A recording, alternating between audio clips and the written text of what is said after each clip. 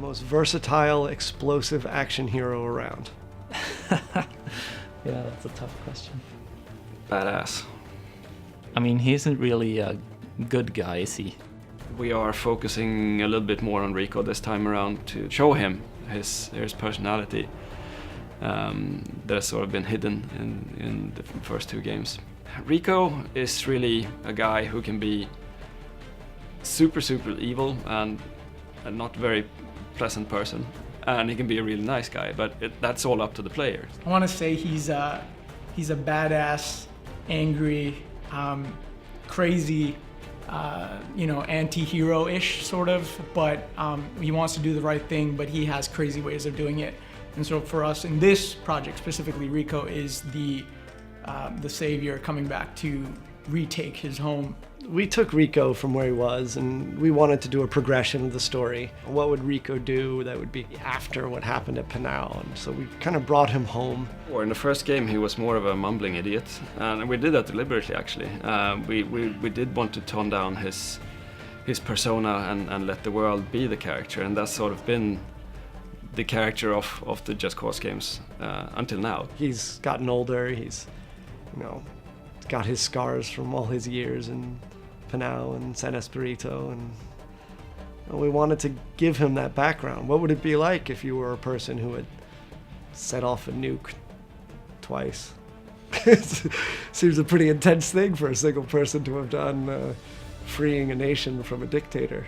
That's our core development within Рико, is to give him that real grounding. We looked at Рико, obviously we did all the graphic stuff that we wanted to do. We improved the amount of triangles that we use for him, the number of poly counts, and updated everything from his hair to his beard to his outfit, and all the little things that we can animate on him. We probably have over 2,500 animations now for a single character, but he's a complex character. He can do anything, anytime, and we wanted to ensure that responsiveness was still a part of that. I pull the trigger, I'm always shooting, no matter what state I'm in. What it means is you get this perfectly fluid experience through the world. We definitely wanted to bring a sense of groundedness and physicality to Рико. We wanted to give him real weight in what he was doing in terms of the animation tech that we developed, and also the animations. And we're using real motion capture now, which was really a big step up in terms of the projects. But what we didn't want to lose was the responsiveness. We didn't want to lose his ability to do things quickly, move quickly. And so it was a big challenge to try to use really high fidelity animation and motion capture, but still kind of keep it true to the responsiveness that the fans really care about. The first thing that we did was we took a look at Just Cause 2, saw what was really strong, the grappling, the parachute, all that type of stuff, retained what was really cool and core about them, and then tried to figure out, okay, where are our holes now, right? And what we determined is that the wingsuit was a great opportunity for us, right? There's about 1 million different ways that you could do a wingsuit in a game, but what we had to figure out is how do we get that working really well with the existing mechanics that we have? Just like you could slingshot your way through the world with the grappling hook and the parachute in JC2, you can still use the grappling hook while you're in the wingsuit.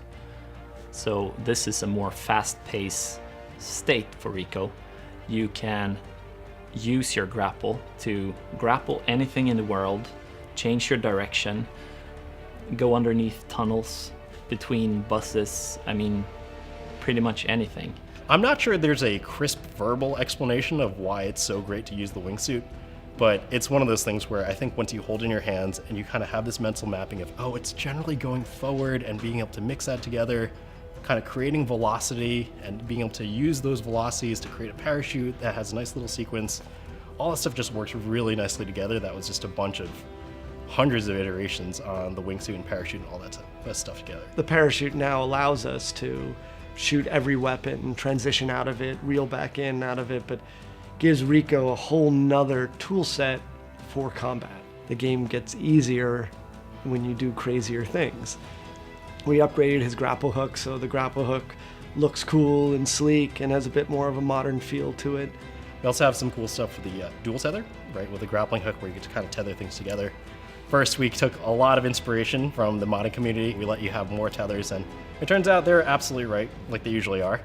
and it is more fun to be able to have more than one tether. One of the things we wanted to make sure was moving around the world in a very vertical world in this playground had to be amusing. And a lot of games do an open world, but then it can be a little tedious, and after a while you just start jumping around using fast travel. We wanted to try to create an experience where just moving to the other position was fun. That piece of picking up a controller and just having an enormous amount of fun is why we're all in this business to start with.